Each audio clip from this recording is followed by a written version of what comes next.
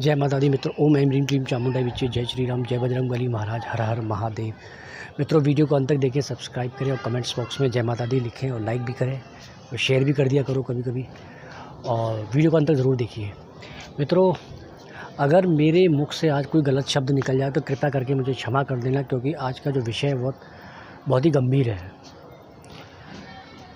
हमारे कुछ 4-5 जो कथावाचक हैं, आपको पता चल ही गया होगा, क्योंकि आप यूट्यूब पे रहते हैं, फेसबुक पे रहते हैं, उनको पता चल ही गया होगा कैसे कैसे कथावाचक हैं। इतने ऊंचे ऊंचे पद पे बैठे हैं, व्यास पीठ जैसे पवित्र पीठों पर ये बैठे हैं, और उसके बाद भी ऐसा बोल रहे हैं कि अज़ान के समय भागवत को बंद कर दो, उनके अल्लाह को प्रणाम करो। अब आप मुझे एक बात बताइए, जब आप कोई भी साधना करते हैं किसी मंत्र की, तो आप संकल्प लेके बैठते हैं कि हमें प्रतिदिन 3 माला, 7 माला, 11 माला, 21 माला, 51 माला, और उतनी ही करनी पड़ती है। आप कम नहीं कर सकते और बढ़ा सकते हो, ये सब हम सबको पता है। ऐसे ही भागवत का हिसाब होता है। जब भागवत कहीं रखी जाती है तो एक उसका निश्चित समय होता है। या तो हम 2 घंटे करेंगे, 4 घंटे करेंगे, 6 घंटे करेंगे, या फिर हम 12 बजे से लेकर 4 बजे तक करेंगे। एक समय सीमा निश्चित की जाती है और उस हिसाब से फिर भागवत की कथा होती है। अब आपको लाखों करोड़ों लोग सुन रहे हो, वो हिंदू ही सुनते हैं और कौन सुनेगा। और उनके सामने आप ऐसा बोल रहे हो कि अज़ान होती है और आप थोड़ा 2-4 मिनट के लिए भागवत बंद करके आप प्रणाम कर लो। क्या जाता है, क्या करता है? क्योंकि उनके पास फ़ोन आया होगा, वो आया भी था, बोल रही है कि उनको डिस्टर्ब होता है।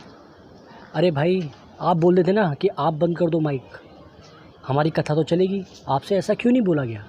उन्हें पता है, आप लेडीज़ को पता है, जो कथावाचक उसको पता है कि ये तो लोग अपनी अजान बंद करेंगे नहीं, तो हम ही बंद कर लेते हैं। तो ऐसा क्यों?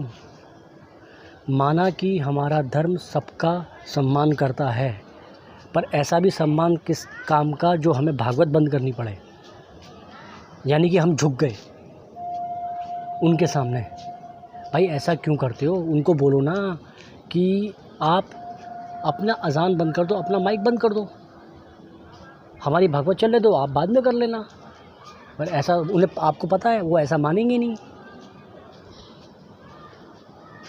और एक पता नहीं एक वाक्य और बोला था कि गीता कुरान ना पढ़ने वाले या पढ़ने वाले हमेशा झगड़ा करते। मैंने अच्छी तरह सुना नहीं, तो हम तो एक बात होता है, हम तो गीता पढ़ते हैं, हम तो लड़ाई झगड़ा करते ही नहीं हैं। जो दूसरी पुस्तक पढ़ते हैं, पढ़ के भी फिर भी झगड़ा करते हो। आपको पता है कौन झगड़ा करते हैं, मुझे बोलने की ज़रूरत तो नहीं है। ये पढ़ के तो झगड़ा करते हैं, बिना पढ़े कैसे झगड़ा कर देंगे? और दूसरे महाशय वो कहते हैं कि अली मौला गाना गा रहे हैं। भाई आप कथा कर रहे हो और बीच में अली मौला गा रहे हो, क्यों? बोलता है कि मेरे अंदर से निकलता अली मौला। तो भैया तेरे अंदर से राम और कृष्ण नहीं निकलता, अली मौला निकलता है। वाह वाह वाह, क्या बात है। और माफ़ी और मांग रहे हैं कि ये हमारे इस कृत्य की वजह से किसी को आहत हुई तो हमें क्षमा कर देना।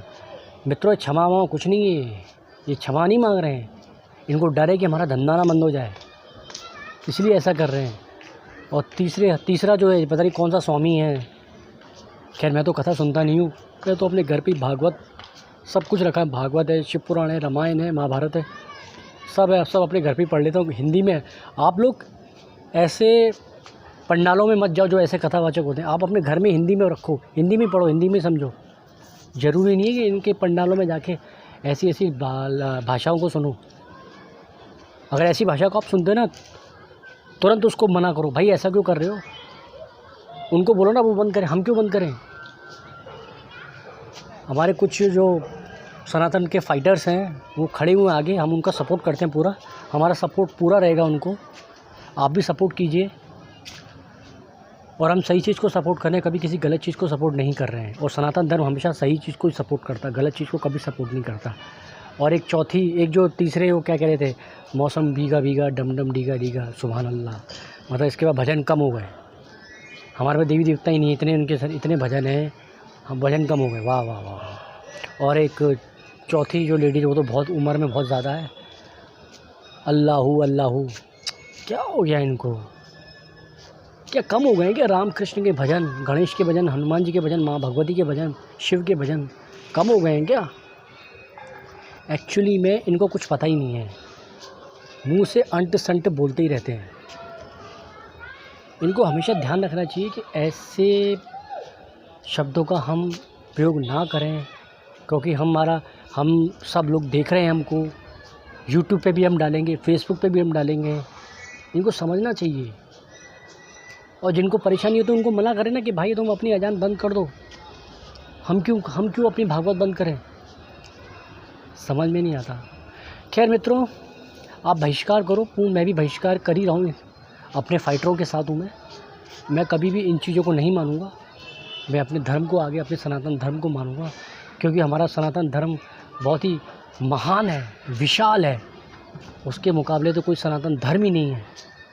उसके अलावा तो कोई बड़ा, जितने भी ये मज़हब ये बाद में पैदा हुए हैं, चाहे आप देखो, आप उसको मुस्लिम को देख लो, 1441 साल हो गए।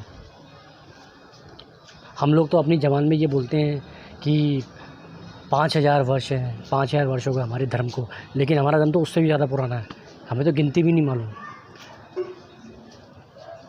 और दूसरे मज़हब बाद में हम निकले, बाद में पैदा हुए। बौद्ध है, जैन है, सिख है, राधा स्वामी है, निरंकारी है, पता नहीं कितने संप्रदाय, कितने मज़हब निकले, सिर्फ हमारे धर्म से ही निकले हैं। हमारा धर्म विशाल है, पवित्र है, सबसे पुराना है। हमारा धर्म जीवन जीने की एक पद्धति है, पद्धति सिखाता है कि कैसे जीवन जिया जाता है, इनकी तरह नहीं मार काट मचाना। ठीक है मित्रों, मैं अपनी वाणी को विराम देता हूँ। अगर मुझसे कोई गलत शब्द मुँह से निकल गया हो तो मुझे क्षमा करना। कल मैं आपको 64 युगनी का दूसरा वीडियो दे दूँगा, आपको बना के दे दूँगा, आप उनके रहस्य को जान सकते हैं। ठीक है, तो जय श्री राम, जय बजरंग बली महाराज, हर हर महादेव।